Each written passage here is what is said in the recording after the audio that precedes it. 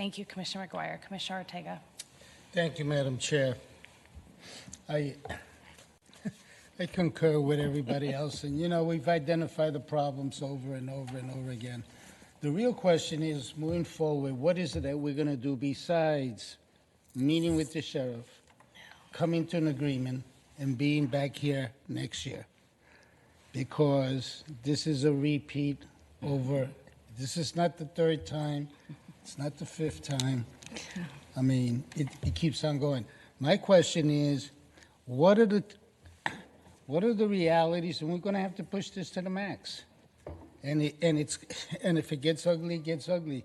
But what are the things that we could do moving forward? I mean, that he has a $2.5 million debt, that's not new. Are we going to pay it?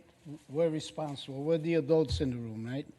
But what is it that we could do? Could we, for example, to have Alex sit down with the sheriff to come up with a plan to remediate any budget shortfalls or issues, and then find that that doesn't work either?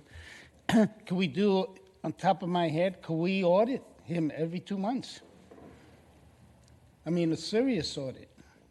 I don't know what we could do. That's what I'm asking you, Ryan. I think you've got to put forward on the table, what is, and I know there's a lot of things we don't want to do. We want to keep the county running smoothly. We don't want to get into any confrontation that hurts us in terms of moving forward with our vision. But enough is enough. And where do you draw the line? And where do you say, and it's going to be painful? Madam Chair, Commissioner Ortega, just a short answer today, and then this will be the conversation in 2 weeks, and I appreciate the framing. There are personnel and non-personnel issues related to spending and oversight across the department, so people and the non-people side. I will come back with proposals to address both in ways that I believe are within the county's authority and do not usurp the areas where the sheriff has clear authority under state statute or constitution. Human resources has to be a collaboration, and we need to make sure that that's happening, because hiring and promotions and all of that work happens through human resources under the county manager hired by the county board. I'm going to look at some pieces there and give some options in that request for board action.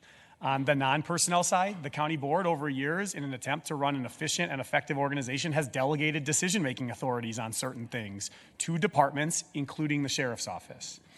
I think it's time to revisit all of those delegated authorities, and you'll be seeing a list of those in 2 weeks, because while it will create friction to have to bring more things through for approvals, it adds a level of oversight that aligns with your comments.